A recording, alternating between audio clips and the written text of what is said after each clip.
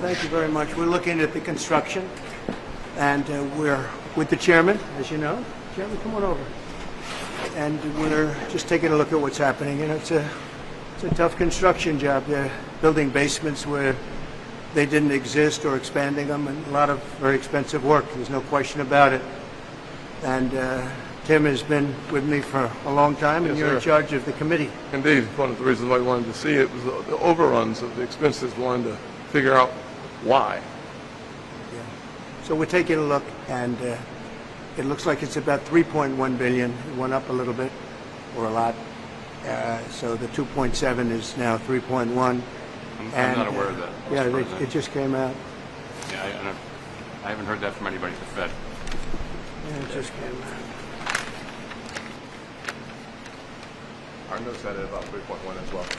3.1. 3.2. This came from us? Yes. I don't know who does that.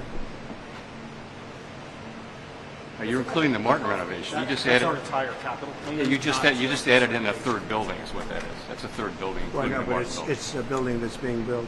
No, it was built 5 years ago. We finished Martin 5 years ago. It's part of the overall work. But it's So, not new.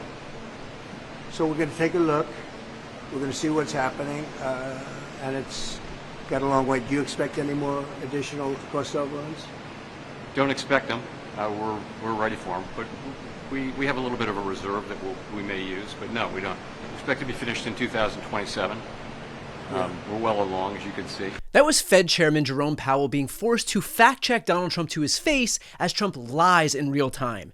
Now, the reason that Trump is lying here is because he wants to make Powell look bad, in this case by showing how high over budget the construction of the Federal Reserve's new headquarters in D.C. are, because he needs a pretext to be able to fire Jerome Powell. Why does he want to fire Powell? Because Trump wants Powell to lower the interest rates and jumpstart the economy so that Trump's economic numbers will be stronger. Remember, Q1 GDP numbers show that the U.S. saw negative growth, meaning a contraction in our GDP. And if we have one more quarter of negative growth, we are officially in a recession. Donald Trump desperately wants to avoid that narrative, so he's leaning an extraordinary amount of pressure on Powell to lower the rates.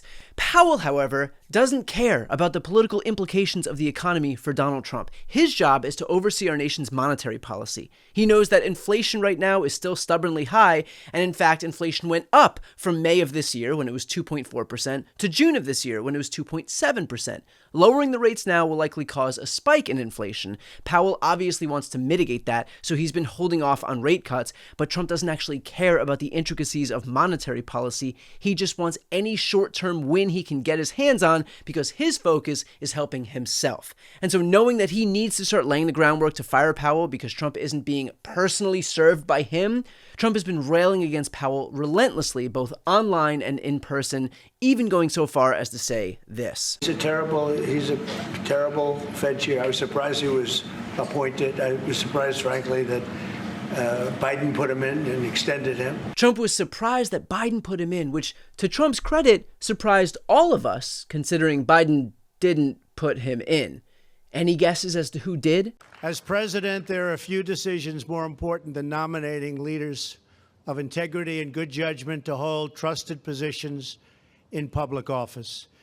And few of those trusted positions are more important than the chairman of the Federal Reserve.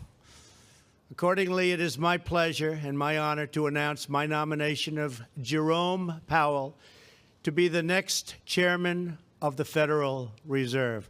Congratulations, Jay. Thank you, Mr. President. But yeah, I'm sure the book about Trump's cognitive decline is right around the corner. Any day now. It's worth noting, too, for anybody who says, oh, well, Trump's a business genius, just let him do what he wants with the economy. He did do what he wants with the economy. And this is what the stock market looks like right now. The U.S. is the only country in the industrialized world with a shrinking economy. We've got rising inflation. Trump's trade war that was supposed to garner 90 deals in 90 days has resulted in deals with Vietnam and the Philippines. Costs are rising across every sector and promise to rise even more as the tariffs continue to act as a drag on international trade. And on top of that, 17 million Americans are about to lose access to their health care, which will mean they have even less disposable income to inject into the economy.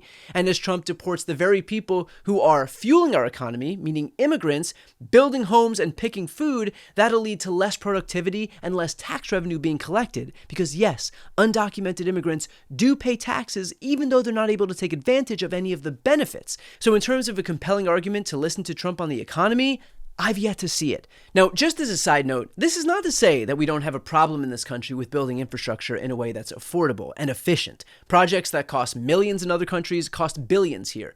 Projects that take months in other countries take decades here.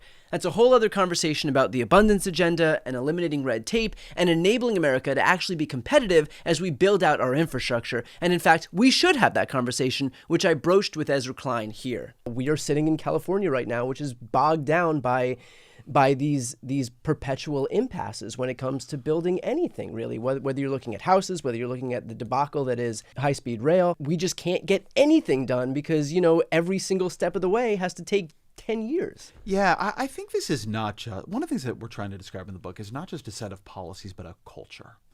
And I would say that the two sides have become these weird, distorted mirrors of each other. The culture of the right is now autocratic. It's follow the leader.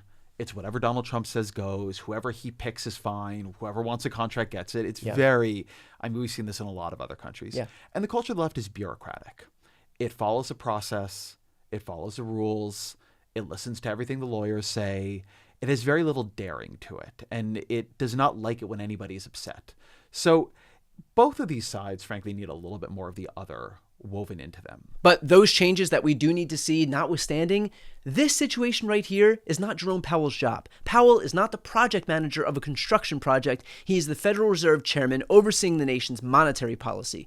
And if Trump were ever to hold him responsible for excessive building costs on a construction project, that excuse in terms of firing him would be as thin as it gets. The reality is that we are all on this plane together. Republicans, Democrats, Independents. We should root for monetary policy that makes sense, not monetary policy that offers political benefits to one single politician. We are not here to serve Donald Trump and his party's electoral prospects. He is here to serve us. If only he spent even one single day acting like it.